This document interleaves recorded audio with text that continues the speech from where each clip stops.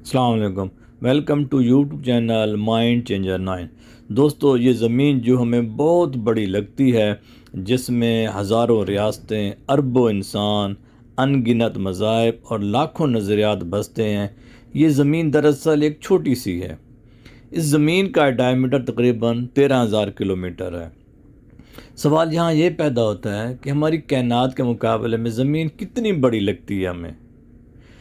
इसका सवाल का जवाब ढूंढने के लिए ज़मीन के करीब तरीन एक ऑब्जेक्ट, जिसे हम मून या चांद कहते हैं, उस पर नज़र दौड़ाते हैं।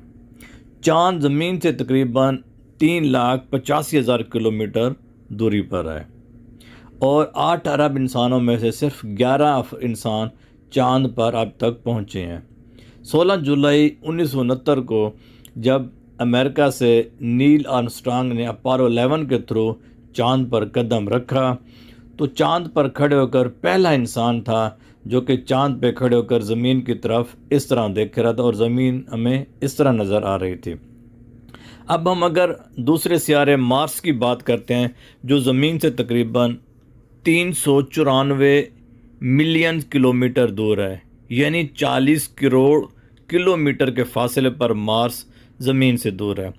मार्स की सतह पर स्पेस प्रोब की तरफ से एक तस्वीर ली गई थी, जो कि ज़मीन हमें इस तरह नज़र आ रही थी, यानी एक डॉट, यानी एक नुक्ता। यानी हम ये कह सकते हैं कायनात के मुकाबले ज़मीन हमें, हमारी ज़मीन का साइज़ एक नुक्ते के बराबर है। इतनी छोटी सी ज़मीन है ये। दोस्तों, ये ज़मीन हमेशा मूवमेंट में रहती है, अपने गिर्द भी मूव करती है और सूरज के गिर्द भी मूव करती है। ज़मीन और दूसरे सियारों की, आइए हम उनकी साउंड सुनते हैं, लेकिन खुदा की कुदरत देखें। हर सियारे की जो मूवमेंट की साउंड है दूसरे से डिफरेंट है।